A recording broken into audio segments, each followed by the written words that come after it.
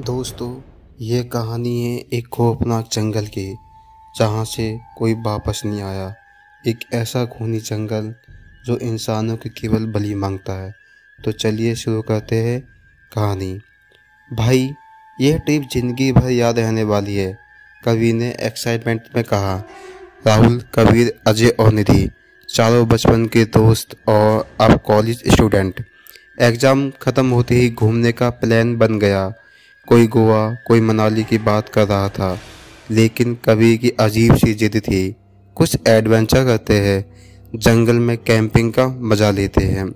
अबे, जंगल में जंगली जानवर होते हैं, भूत भूत भी हो सकता है। निधि ने डराने की कोशिश की। तू तो हॉरर मूवी की तरह बात कर रहा है। अजय हंस पड़ा। आखिरकार सब तैयार हो गए और गूगल मैप पर ऐसी जगह खोजने लगे जो कम भीड़ भाड़ वाली हो। तभी राहुल ने एक नाम पढ़ा, सतपुरा का खोया जंगल। खोया जंगल?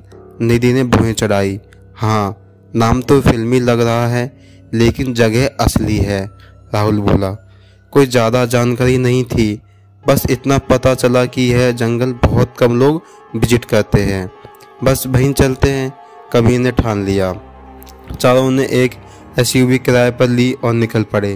रास्ते में खूब हंसी मजाक हो रहा था, गाने, जोक्स, मीम, सब कुछ। लेकिन जैसे जैसे वे जंगल के करीब पहुंचे, माहौल बदलने लगा। सड़क संकरी और वीरान हो गई थी। मोबाइल नेटवर्क गायब हो गया था।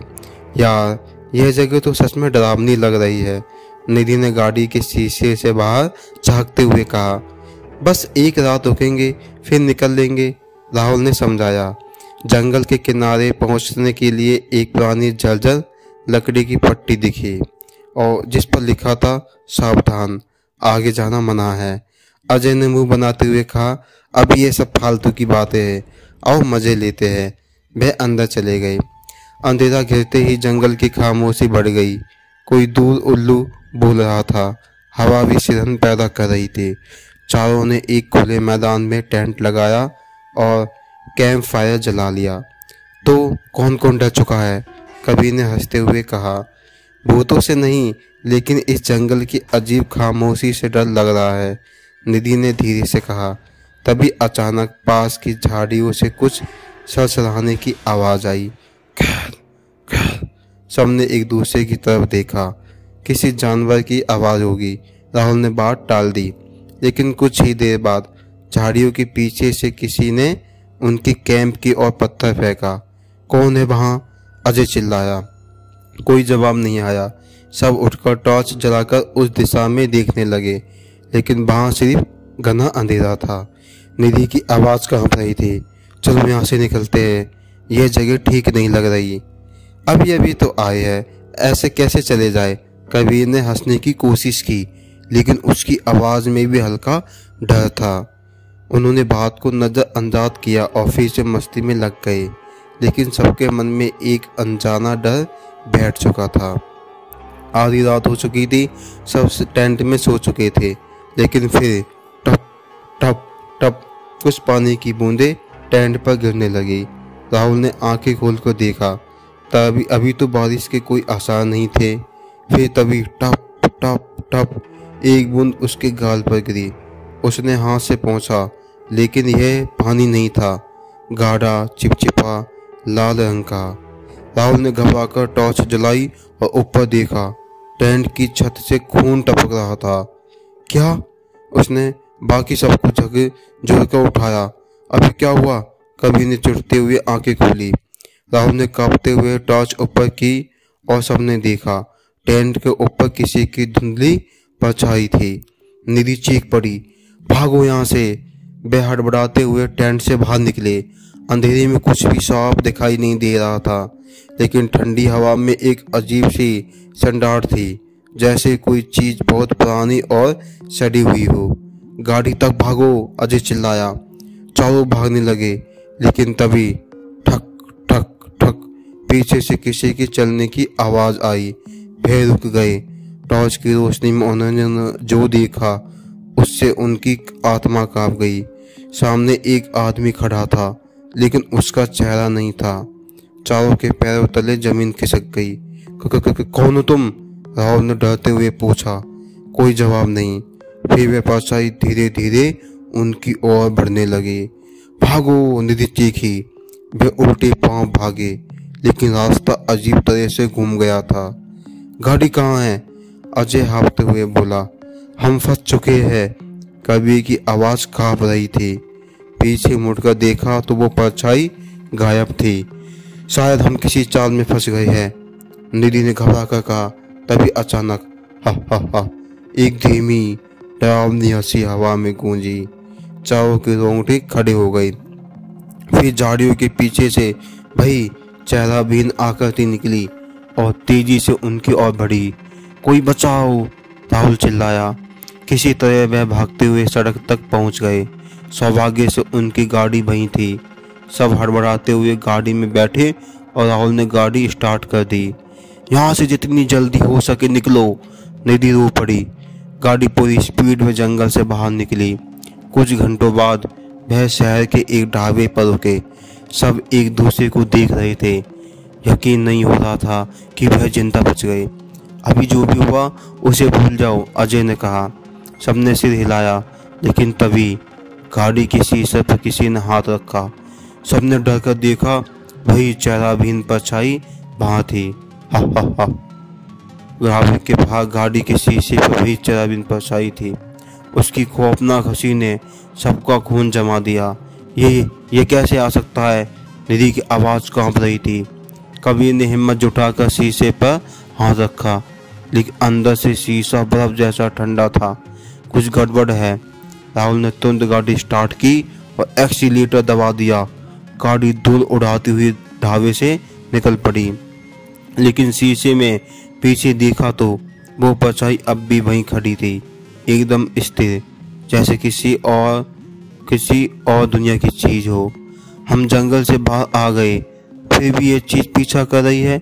अजय की आवाज डर से भर गई थी। हम बच नहीं सकते, ये हमारे साथ ही आएगा। निधि लगभग रो पड़ी।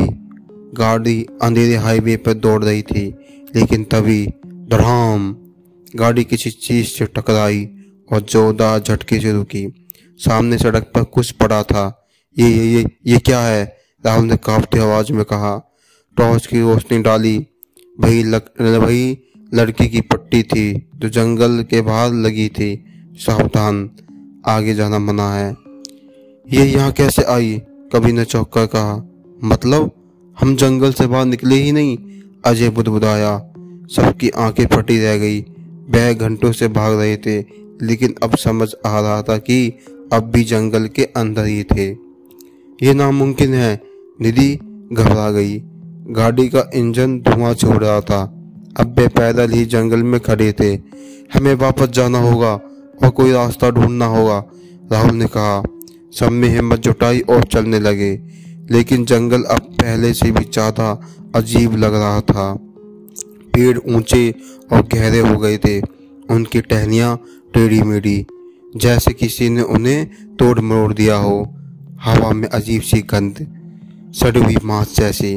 कुछ दूर चलते ही अचानक एक आवाज आई, ठप ठप ठप। सब ठिठक गए। ये क्या था? अजय ने धीरे से पूछा। टॉर्च की रोशनी में देखा, ऊपर पेड़ों पर कुछ लटक रहा था। शरीर, इंसानों के शरीर, उल्टे लटके हुए, आंखें फटी हुई, मुंह से खून टपकता हुआ। निधि के मुंह से चीख निकल गई। भागो यहाँ से, राहुल चिल्लाया। चारों तेजी से भागने लगे, लेकिन रास्ता अजीब था। वही जगह बार बार सामने आ रही थी। हम कहीं भी भागे, जंगल हमें वापस घुमा देता है, कबीर ने घबरा कर कहा। तभी सामने झाड़ियों के पीछे से एक घर दिखाई दिया, पुराना टूटा फूटा खंडर जैसा। वहाँ छुपते हैं, राहुल ने इशारा किया। वह भागते हुए अंदर पहुँचे। घर के अंदर अजीब सा सन्नाटा था। यहाँ कोई रास्ता था? निधि ने धीरे से पूछा। तभी खैर पीछे कोई दरवाजे पर नाखून घिस रहा था। सबने धीरे से मुड़कर देखा। दरवाजे पर वही चेहराविहीन परछाई खड़ी थी, लेकिन अब उसके चेहरे पर कुछ उभर रहा था। चारों में से किसी एक का चेहरा। बाहर निकलो, अजय चिल्लाया। वह दौड़ते हुए पीछे के दरवाजे से बाहर निकले, लेकिन जैसे ही बाहर निकले, सामने एक कुआं था। और कुएं में कोई था। कबीर ने नीचे झांका, वहाँ कोई लड़की बैठी थी। उसके हाथ खून से सने थे और वह दीवार खरोंच रही थी। अचानक उसने गर्दन उठाई और आंखें खोल दी, गहरी काली खाली आंखें। तुम यहाँ क्यों आए? उसकी आवाज़ हवा में गूंजी। भागो, राहुल चिल्लाया। भागते भागते वह एक पुराने मंदिर के खंडर के पास पहुँचे। दरवाजे पर खून से कुछ लिखा था, जो इस जंगल में आए वह यहाँ के हो गए। इसका मतलब? अजय ने फटते सिर उठाया, लेकिन निधि अब भी कुएं की लड़की से बातों में उलझी थी। तुम यहाँ क्यों आए? शायद ये जंगल हमसे कुछ चाहता है, निधि ने कहा।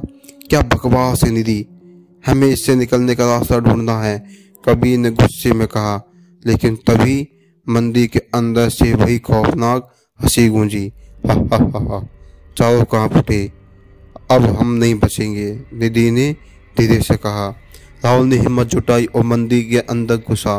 भीतर एक पुराना पत्थर का शिलालेख था। इस जंगल को कोई छोड़ कर नहीं जा सकता जब तक उसकी कुर्बानी ना हो। मतलब हमें किसी को मारना होगा? अजय चौंक गया। नहीं, शायद किसी की आत्मा को मुक्त करना होगा, निधि ने कहा। तभी मंदिर के अंदर वही कुएं की लड़की प्रकट हुई। तुम लोग इस जंगल से बाहर नहीं जा सकते। क्यों? राहुल ने हिम्मत करके पूछा। लड़की की आंखों से आंसू बहने लगे। क्योंकि मैं भी कभी तुम्हारी तरह यहाँ आई थी। तुम क्या चाहती हो? कबीर ने पूछा। लड़की ने धीरे से कहा, मेरी आत्मा को मुक्त करो, नहीं तो तुम सब इस जंगल में हमेशा के लिए फंस जाओगे। कैसे मुक्त करे तुम्हें? निधि ने पूछा।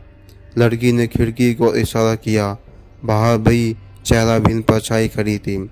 उसे जलाओ, ये जंगल तभी खुलेगा। चारों के रोंगटे खड़े हो गए। क्या वे सच में ऐसा कर पाएंगे, या वह भी इस जंगल का हिस्सा बन जाएंगे? कुएं की लड़की की ये बात अभी भी हवा में गूंज रही थी। राहुल, कबीर, अजय और निधि ने खिड़की से बाहर झांका। वो चेहराबीन परछाई अब भी खड़ी थी, लेकिन अब उसकी आकृति बदल रही थी। ये क्या हो रहा है? अजय ने कांपती आवाज में कहा। परछाई धीरे धीरे लंबी हो रही थी। उसका शरीर अलग अलग आकृति बना रहा था। कभी लड़की, कभी बूढ़ा आदमी, कभी कोई जानवर। अभी ये क्या भला है? कबीर के मुंह से निकला। निधि ने कांपते हुए कहा, ये कोई आत्मा नहीं, यह छलावा है। राहुल का गला सूख गया। मतलब? निधि की आंखें डर से बड़ी हो गई। छलावा, वो भूतिया शक्ति जो इंसान की आंखों से खेलती है। इसे जो दिखाना होता है वही दिखाता है। कोई जितना इससे भागने की कोशिश करेगा, ये उतना ही उसे अपने जाल में फंसाता जाएगा। तो क्या हमें कुछ भी सच नहीं दिख रहा? अजय ने बुदबुदाया। बिल्कुल, निधि ने हाँ में सिर हिलाया। तो क्या वह लड़की भी सिर्फ एक छलावा थी? राहुल को झटका लगा। चारों जैसे ही मंदिर से बाहर निकले, उन्हें सामने एक रास्ता दिखा। चलो, हो सकता है यही जंगल से बाहर जाने का रास्ता हो, कबीर ने कहा। वे तेजी से दौड़ पड़े, लेकिन कुछ ही मिनटों में वह वापस मंदिर के पास ही थे। ये कैसे हो सकता है? अजय घबरा गया। हम गलत रास्ते पर जा रहे हैं, राहुल ने कहा। नहीं, यह रास्ता हमें फंसाने के लिए बनाया गया है, निधि धीरे से कहा। अचानक मंदिर के अंदर से वही हंसी गूंजी। हा हा हा हा। चारों की रीढ़ में ठंड दौड़ गई। हम यहाँ से नहीं बच सकते, निधि ने फुसफुसाया। ऐसा मत कहो, राहुल ने उसका हाथ पकड़ा। लेकिन तभी अजय अचानक गायब हो गया। अजय! सब इधर उधर देखने लगे, लेकिन वह कहीं नहीं था। वो यहीं था। कहाँ गया? कबीर ने घबरा कर कहा। छलावे का जाल शुरू हो चुका है, निधि की आवाज़ कांप रही थी। हमें उसे ढूंढना होगा, राहुल ने कहा। वह जंगल में दौड़ने लगे। चारों तरफ घना अंधेरा और सन्नाटा था। कुछ दूर जाने के बाद झाड़ियों के पीछे एक हल्की सी रोशनी दिखी। उधर देखो, कबीर ने इशारा किया।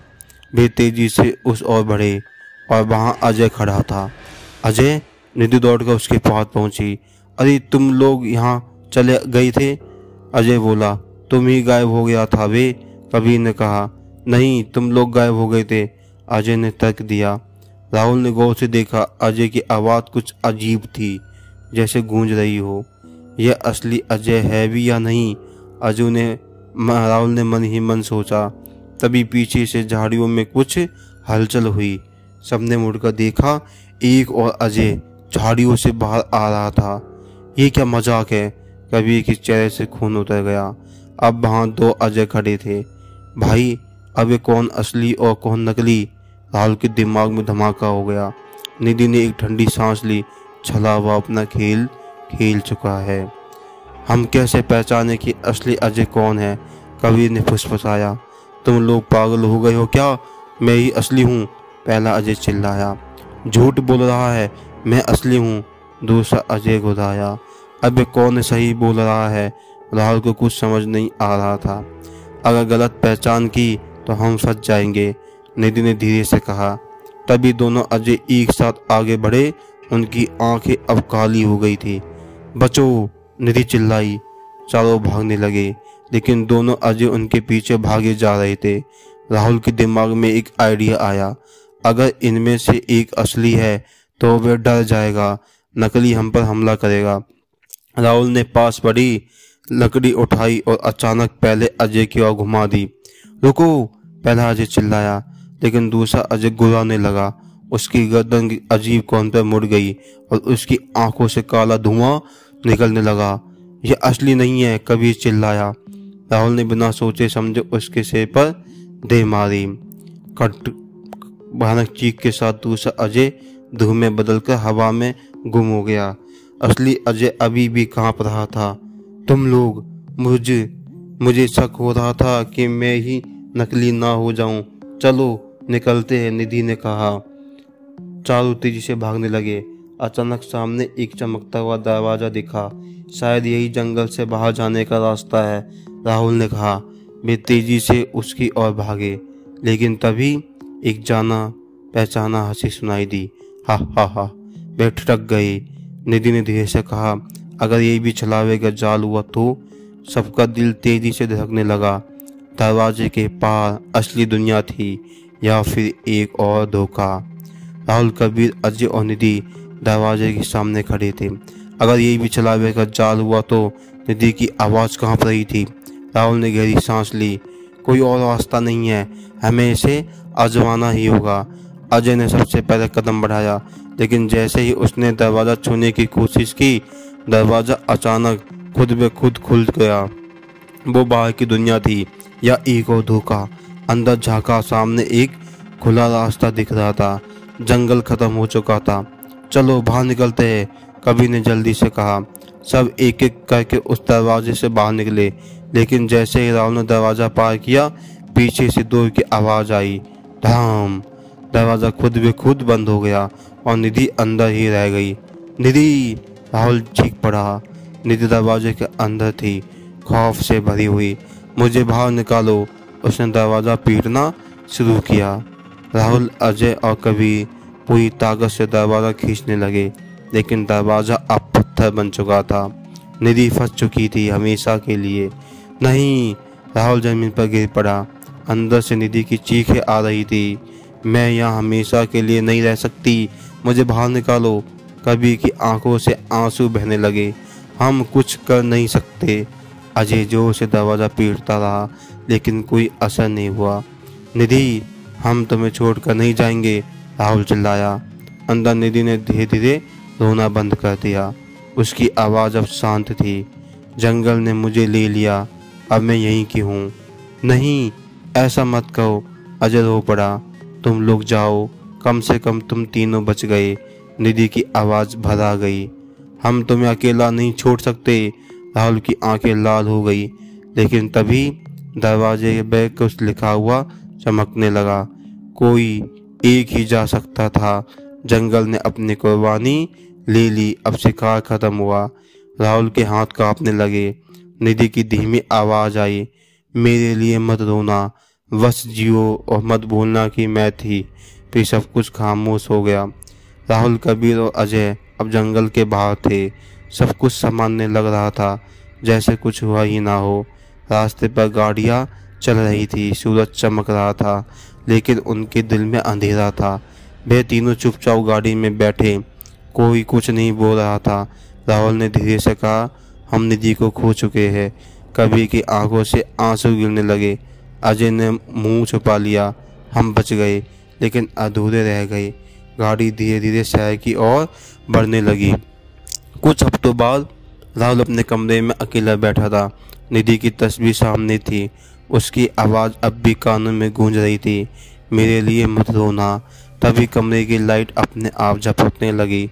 राहुल का दिल धड़क उठा। तभी फ़ोन बजा। स्क्रीन पर नाम चमक रहा था, निधि। राहुल का खून जम गया। उसने कांपते हुए कॉल रिसीव किया। दूसरी तरफ से धीमी जानी पहचानी आवाज़ आई, राहुल, मैं यहाँ अकेली हूँ जंगल में। तो दोस्तों, यही थी कहानी। अब पता नहीं राहुल और निधि के साथ आगे क्या हुआ होगा। आप सभी को कहानी कैसी लगी? आप सभी को कहानी को प्यार देने के लिए बहुत बहुत धन्यवाद। दोस्तों, हमारे चैनल को और प्यार दो। हमारे चैनल को सब्सक्राइब करें। कृपया करके हमारे चैनल को प्यार दीजिए। Good bye. जय माता दी।